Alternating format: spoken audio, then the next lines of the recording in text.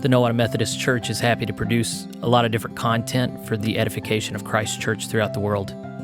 This daily segment that you're listening to right now corresponds with the Daily Bible Reading Challenge, which is hosted by Christ Church in Moscow, Idaho. If you want to download the list of readings that they publish for yourself or learn more about this challenge, this initiative, go to biblereading.christkirk.com. I'm Jeffrey Rickman. I'm the pastor here in Nowata, and I read from the Berean Standard Bible, which you can also find at berean.bible. Consider subscribing to this podcast to be a part of this daily effort to grow in familiarity with and love of God's holy word. Let's dive in for today. Hey, I'm Jeffrey Rickman. I'm a small-town pastor just trying to make things easier for my people to read the scriptures as they need to make their way through the whole Bible, and so I'm recording an episode a day, 6 days a week, to try and make this easier for them. And of course, this corresponds with the Bible Reading Challenge hosted by Christ Church in Moscow, Idaho. So thanks to them for facilitating this. Let's dive in for today. We begin with Genesis chapter 29. Let's attend upon the word of the Lord together. Jacob resumed his journey and came to the land of the people of the east. He looked and saw a well in the field, and near it lay 3 flocks of sheep, because the sheep were watered from this well, and a large stone covered the mouth of the well. When all the flocks had been gathered there, the shepherds would roll away the stone from the mouth of the well and water the sheep. Then they would return the stone to its place over the mouth of the well. "My brothers," Jacob asked the shepherds, "where are you from?"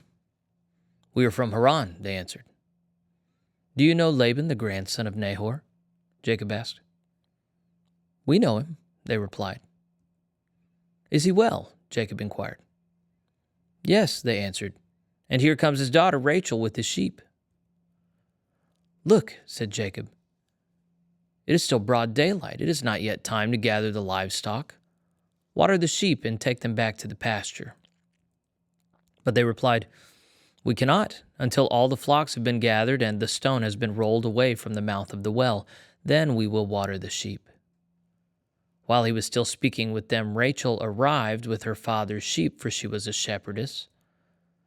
As soon as Jacob saw Rachel, the daughter of his mother's brother Laban, with Laban's sheep, he went up and rolled the stone away from the mouth of the well and watered his uncle's sheep.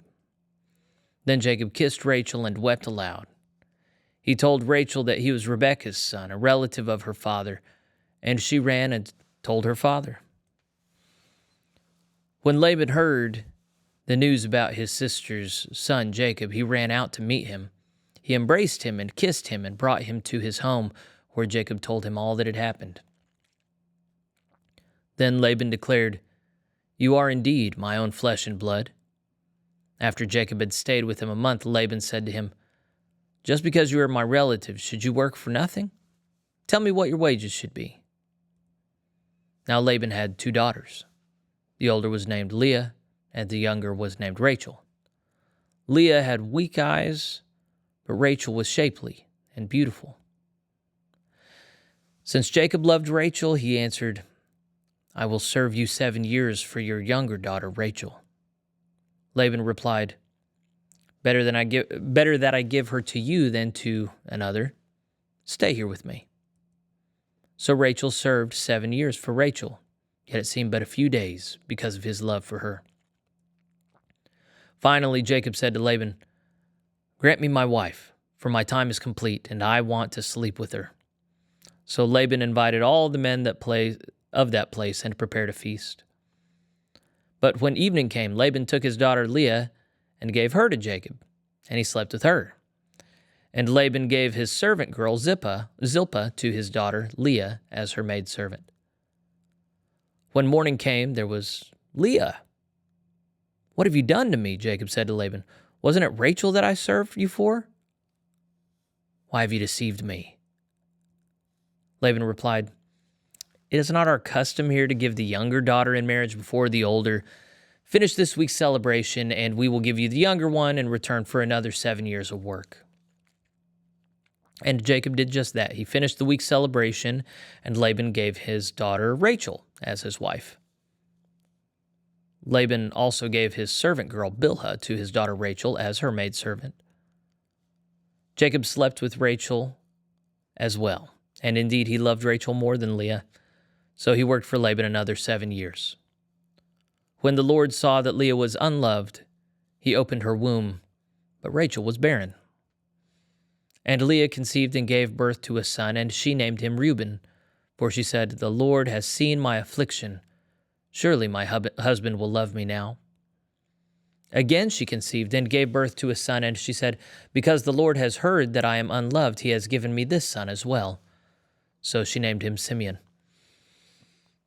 Once again Leah conceived and gave birth to a son, and she said, "Now at last my husband will become attached to me, because I have borne him 3 sons." So he was named Levi. And once more she conceived and gave birth to a son, and said, "This time I will praise the Lord." So she named him Judah. Then Leah stopped having children. Genesis 30. When Rachel saw that she was not bearing any children for Jacob, she envied her sister. "Give me children, or I will die," she said to Jacob. Jacob became angry with Rachel and said, "Am I in the place of God, who has withheld children from you?" Then she said, "Here is my maidservant, Bilhah. Sleep with her, that she may bear children for me, so that through her I too can build a family." So Rachel gave Jacob her servant Bilhah as a wife, and he slept with her, and Bilhah conceived and bore him a son. Then Rachel said, "God has vindicated me. He has heard my plea and given me a son." So she named him Dan. And Rachel's servant Bilhah conceived again and bore Jacob a second son. Then Rachel said, "In my great struggles I have wrestled with my sister and won." So she named him Naphtali. When Leah saw that she had stopped having children, she gave her servant Zilpah to Jacob as a wife. And Leah's servant Zilpah bore Jacob a son. Then Leah said, "How fortunate!" So she named him Gad. When Leah's servant Zilpah bore Jacob a second son, Leah said, "How happy I am, for the women call me happy." So she named him Asher. Now during the wheat harvest, Reuben went out and found some mandrakes in the field.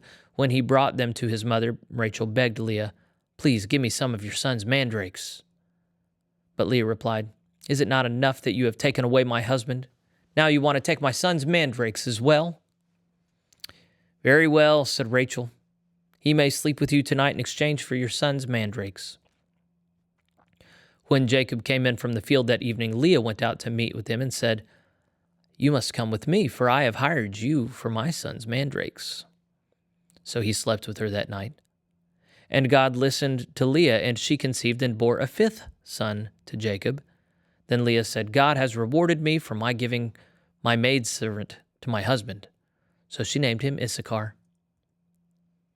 Again Leah conceived and bore a 6th son to Jacob.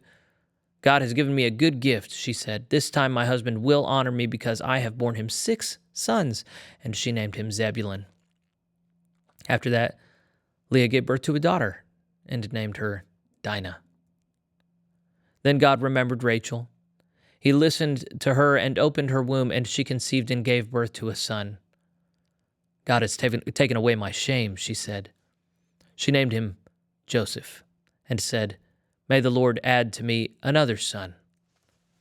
Now after Rachel had given birth to Joseph, Jacob said to Laban, "Send me on my way so I can return to my homeland. Give me my wives and children for whom I have served you, that I may go on my way. You know how hard I have worked for you." But Laban replied, "If I have found favor in your eyes, please stay. I have learned by divination that the Lord has blessed me because of you." And he added, "Name your wages, and I will pay them." Then Jacob answered, "You know how I have served you and how your livestock have thrived under my care. Indeed, you had very little before my arrival, but now your wealth has increased many times over. The Lord has blessed you wherever I set foot. But now, when may I also provide for my own household?" "What can I give you?" Laban asked. "You do not need to give me anything," Jacob replied. If you do this one thing for me, I will keep on shepherding and keeping your flocks. Let me go through all your flocks today, and remove from them every speckled or spotted sheep, every dark-colored lamb, and every spotted or speckled goat. These will be my wages. So my honesty will testify for me when you come to check on my wages in the future. If I have any goats that are not speckled or spotted, or any lambs that are not dark-colored, they will be considered stolen." "Agreed," said Laban. "Let it be as you have said." That very day Laban removed all the streaked or spotted male goats and every speckled or spotted female goat, every one that had any white on it, and every dark-colored lamb, and he placed them under the care of his sons. Then he put a 3-day journey between himself and Jacob, while Jacob was shepherding the rest of Laban's flocks. Jacob, however, took fresh branches of poplar, almond, and plane trees, and peeled the bark, exposing the white inner wood of the branches. Then he set the peeled branches in the watering troughs in front of the flocks coming in to drink. So when the flocks were in heat and came to drink, they mated in front of the branches, and they bore young that were streaked or speckled or spotted. Jacob set apart the young, but made the rest face the streaked, dark-colored sheep in Laban's flocks.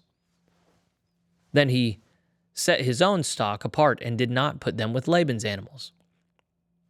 Whenever the stronger females of the flock were in heat, Jacob would place the branches in the troughs in full view of the animals so that they would breed in front of the branches. But if the animals were weak, he did not set out the branches. So the weaker animals went to Laban and the stronger ones to Jacob. Thus Jacob became exceedingly prosperous. He owned large flocks, maidservants and menservants, and camels and donkeys. Genesis 31. Now Jacob heard that Laban's sons were saying, "Jacob has taken away all that belonged to our father and built all this wealth at our father's expense." And Jacob saw from the countenance of Laban that his attitude toward him had changed. Then the Lord said to Jacob, "Go back to the land of your fathers and to your kindred, and I will be with you." So Jacob sent word and called Rachel and Leah to the field where his flocks were, and he told them, "I can see from your father's countenance that his attitude toward me has changed, but the God of my father has been with me. You know that I have served your father with all my strength, and although he has cheated me and changed my wages 10 times, God has not allowed him to harm me. If he said the speckled will be your wages, then the whole flock bore speckled offspring. If he said the streaked will be your wages, then the whole flock bore streaked offspring. Thus God has taken away your father's livestock and given them to me." When the flocks were breeding, I saw in a dream that the streaked, spotted, and speckled males were mating with the females. In that dream, the angel of God said to me, "Jacob," and I replied, "Here I am." "Look up," he said, "and see that all the males that are mating with the flock are streaked, spotted, or speckled, for I have seen all that Laban has done to you. I am the God of Bethel, where you anointed the pillar and made a solemn vow to me. Now get up and leave this land at once and return to your native land." And Rachel and Leah replied, "Do we have any portion or inheritance left in our father's house? Are we not regarded by him as outsiders? Not only has he sold us, but he has certainly squandered what was paid for us. Surely all the wealth that God has taken away from our father belongs to us and to our children. So do whatever God has told you." Then Jacob got up and put his children and his wives on camels, and he drove all his livestock before him, along with all the possessions he had acquired in Padan Aram, to go to his father Isaac in the land of Canaan. Now, while Laban was out shearing his sheep, Rachel stole her father's household idols. Moreover, Jacob deceived Laban the Aramean by not telling him that he was running away. So he fled with all his possessions, crossed the Euphrates, and headed for the hill country of Gilead. On the 3rd day, Laban was informed that Jacob had fled. So he took his relatives with him, pursued Jacob for 7 days, and overtook him in the hill country of Gilead. But that night God came to Laban the Aramean in a dream and warned him, "Be careful not to say anything to Jacob, either good or bad." Now Jacob had pitched his tent in the hill country of Gilead when Laban overtook him, and Laban and his relatives camped there as well. Then Laban said to Jacob, "What have you done? You have deceived me and carried off my daughters like captives of war. Why did you run away secretly and deceive me without even telling me? I would have sent you away with joy and singing, with tambourines and harps, but you did not even let me kiss my grandchildren and my daughters goodbye. Now you've done a foolish thing. I have power to do you great harm. But last night the God of your father said to me, 'Be careful not to say anything to Jacob, either good or bad.' Now you have gone off because you long for your father's house, but why have you stolen my gods?" "I was afraid," Jacob answered, "for I thought you would take your daughters from me by force. If you find your gods with anyone here, he shall not live. In the presence of our relatives, see for yourself if anything is yours, and take it back." For Jacob did not know that Rachel had stolen the idols. So Laban went into Jacob's tent, then Leah's tent, and then the tents of the two maidservants, but he found nothing. Then he left Leah's tent and entered Rachel's tent. Now Rachel had taken Laban's household idols, put them in the saddlebag of her camel, and was sitting on them. And Laban searched everything in the tent, but found nothing. Rachel said to her father, "Sir, do not be angry that I cannot stand up before you, for I am having my period." So Laban searched, but could not find the household idols. Then Jacob became incensed and challenged Laban. "What is my crime?" he said. "For what sin of mine have you so hotly pursued me? You have searched all my goods. Have you found anything that belongs to you? Put it here before my brothers and yours, that they may judge between the two of us.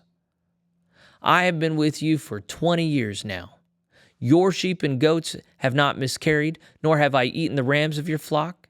I did not bring you anything torn by wild beasts. I bore the loss myself, and you demanded payment from me for what was stolen by day or night. As it was, the heat consumed me by day and the frost by night, and sleep fled from my eyes. Thus for 20 years I have served in your household, 14 years for your 2 daughters, and 6 years for your flocks, and you have changed my wages 10 times. If the God of my father, the God of Abraham, and the fear of Isaac had not been with me, surely by now you would have sent me away empty-handed. But God has seen my affliction and the toil of my hands, and last night he rendered judgment." But Laban answered Jacob, "These daughters are my daughters. These sons are my sons, and these flocks are my flocks. Everything you see is mine. Yet what can I do today about these daughters of mine or the children they have borne? Come now, let us make a covenant, you and I, and let it serve as a witness between you and me." So Jacob picked out a stone and set it up as a pillar, and he said to his relatives, "Gather some stones." So they took stones and made a mound, and there by the mound they ate. Laban called it Jegar Sahadutha, and Jacob called it Galeed. Then Laban declared, "This mound is a witness between you and me this day." Therefore the place was called Galeed.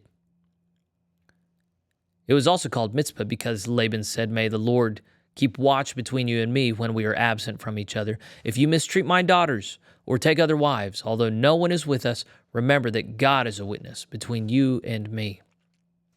Laban also said to Jacob, "Here is the mound and here is the pillar I have set up between you and me. This mound is a witness, and this pillar is a witness, that I will not go past this mound to harm you, and you will not go past this mound and pillar to harm me. May the God of Abraham and the God of Nahor, the God of their father, judge between us." So Jacob swore by the fear of his father Isaac. Then Jacob offered a sacrifice on the mountain and invited his relatives to eat a meal. And after they had eaten, they spent the night on the mountain.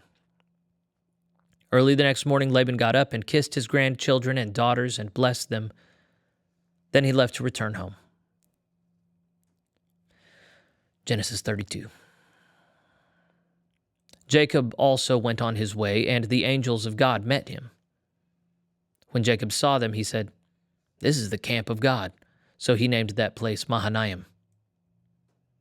Jacob sent messengers ahead of him to his brother Esau in the land of Seir, the country of Edom. He instructed them, "You are to say to my master Esau, your servant Jacob says, I have been staying with Laban and have remained there until now.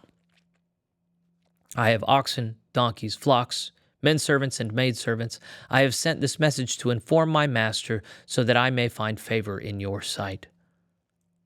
When the messengers returned to Jacob, they said, "We went to your brother Esau, and now he is coming to meet you, he and 400 men with him."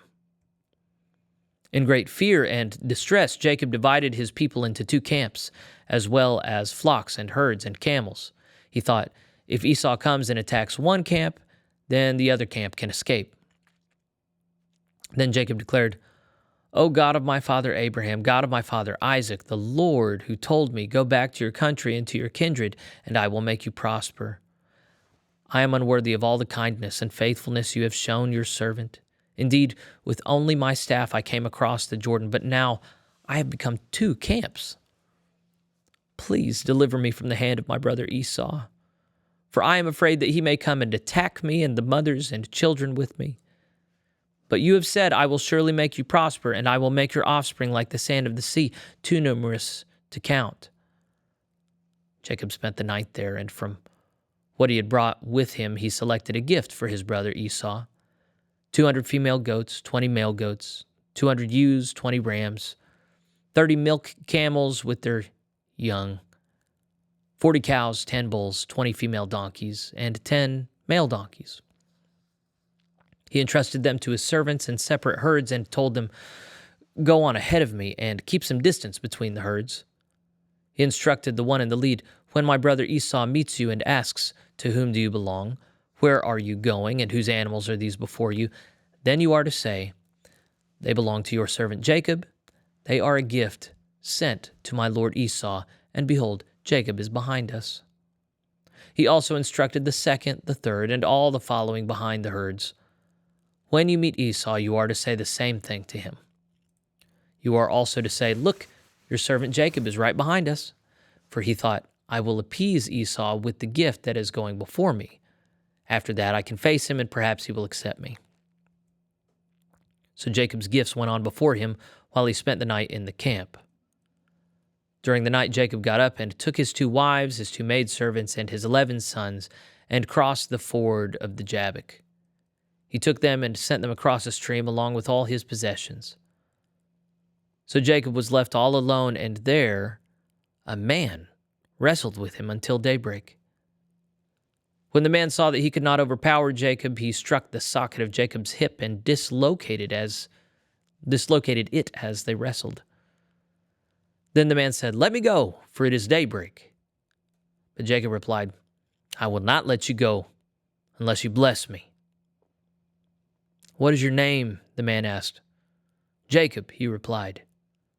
Then the man said, "Your name will no longer be Jacob, but Israel, because you have struggled with God and with men, and you have prevailed." And Jacob requested, "Please, tell me your name." But he replied, "Why do you ask my name?" Then he blessed Jacob there. So Jacob named the place Peniel, saying, "Indeed, I have seen God face to face, and yet my life was spared." The sun rose up above him as he passed by Peniel, and he was limping because of his hip. Therefore, to this day, the Israelites do not eat the tendon which is at the socket of the hip, because the socket of Jacob's hip was struck near that tendon.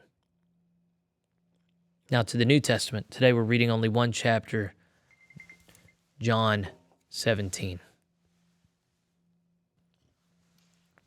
When Jesus had spoken these things, he lifted up his eyes to heaven and said, "Father, the hour has come. Glorify your Son, that your Son may glorify you. For you granted him authority over all people, so that he may give eternal life to all those you have given him.